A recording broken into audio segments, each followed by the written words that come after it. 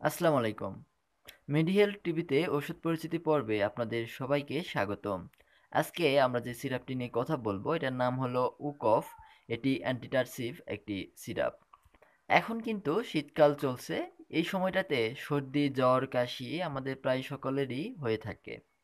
তো একটা পর্যায়ে গিয়ে যখন আমাদের জ্বর এবং সর্দি ভালো হয়, তবে কাশিটা কিন্তু আর ভালো হতে চায় না। দীর্ঘদিন ধরে ওষুধ খেতে হয়। তারপরও কিন্তু এই কাশিটা থেকেই যায়। অনেকটা শুকনা কাশি হয় এবং রাতের বেলায় কিন্তু এই কাশিটার মাত্রা দ্বিগুণ হয়। কোনোভাবেই কিন্তু এই কাশিটা ভালো হতে চায় না। যারা এরকম সমস্যায় ভুগছেন তাদের জন্য এই ওকফ সিরাপটি কিন্তু খুবই কার্যকরী। আজকে আপনাদের সামনে আমি এই ওকফ সিরাপটি নিয়ে আলোচনা করব। এটি কিভাবে খেতে হয় সেই বিষয়টা নিয়ে।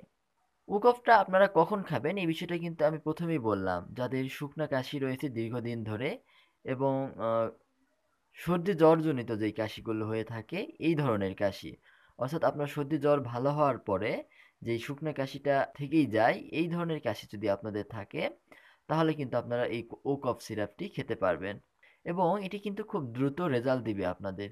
বিশেষ করে যারা রাতে ঘুমাতে পারেন না তাদের রাতে সুন্দর একটা ঘুম হবে।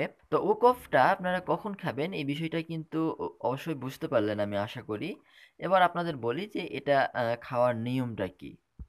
বড়দের ক্ষেত্রে কিন্তু খাওয়ার নিয়মটা দিনে ৪ বার খেতে হবে ১ চামচ করে এবং এটা আপনারা কিন্তু খাওয়ার পরে এবং খাওয়ার আগে উভয়ভাবেই খেতে পারেন। ১ চামচ করে দিনে ৪ বার।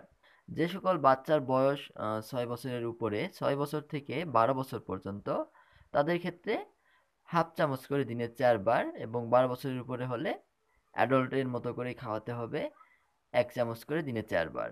এবং আপনার বাচ্চার বয়স যদি ৬ বছরের কম হয় তাহলে অবশ্যই একজন শিশু বিশেষজ্ঞ ডাক্তারের পরামর্শ নিয়ে এই ওকফ সিরাপটি খাওয়াতে পারবেন।